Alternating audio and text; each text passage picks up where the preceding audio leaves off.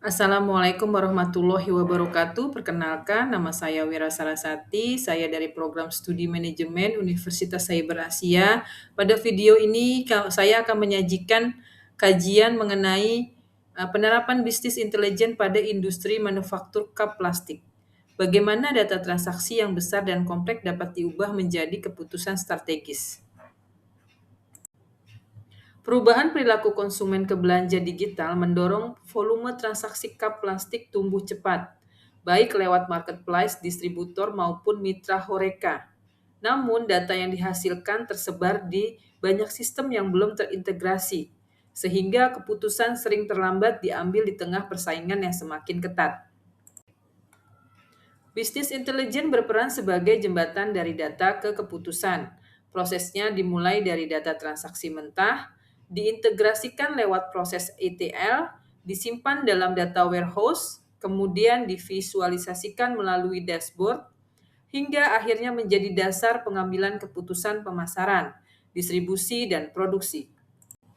Kajian ini berfokus pada 5 laporan utama: laporan tahunan, kinerja produk, pendapatan dan penjualan, segmen pelanggan, serta efektivitas layanan moda pengiriman.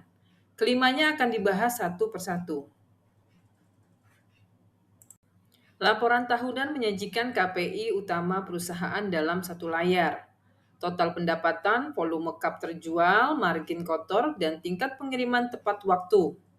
Grafik tren menunjukkan pendapatan yang terus tumbuh sejalan dengan peningkatan volume produksi dan penjualan setiap tahun. Laporan kinerja produk membantu tim produksi mengidentifikasi varian cup dengan kontribusi pendapatan tertinggi, seperti cup 16 oz PP, sekaligus memantau tingkat cacat produksi tiap varian sebagai dasar perbaikan mutu. Laporan pendapatan dan penjualan tahunan membandingkan performa setiap kanal, marketplace, distributor, dan horeca langsung setiap bulan, sehingga tim pemasaran dapat mengarahkan strategi promosi dan alokasi stok secara tepat. Laporan segmen pelanggan mengelompokkan pelanggan berdasarkan nilai transaksi. Mirip pendekatan RFM, segmen retail online mendominasi jumlah pelanggan, namun segmen instansi dan distributor grosir justru memberikan rata-rata nilai order tertinggi. Informasi penting untuk menyusun program loyalitas yang tepat sasaran.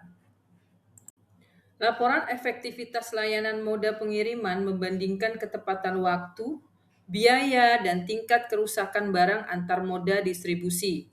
Armada sendiri unggul dalam ketepatan waktu dan risiko kerusakan yang rendah, sementara kargo antar kota lebih hemat biaya namun beresiko lebih tinggi.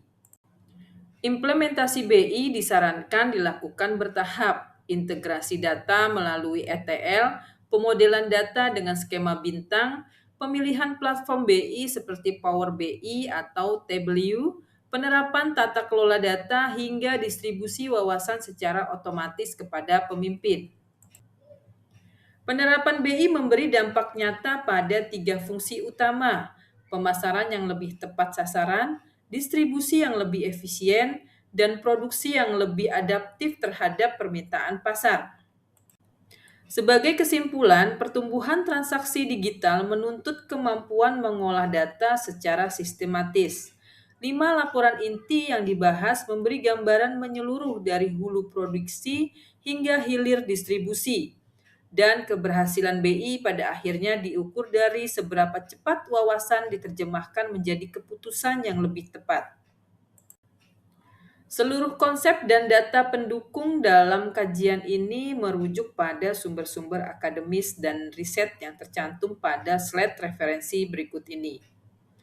Demikianlah presentasi saya. Cukup sekian. Wassalamualaikum warahmatullahi wabarakatuh.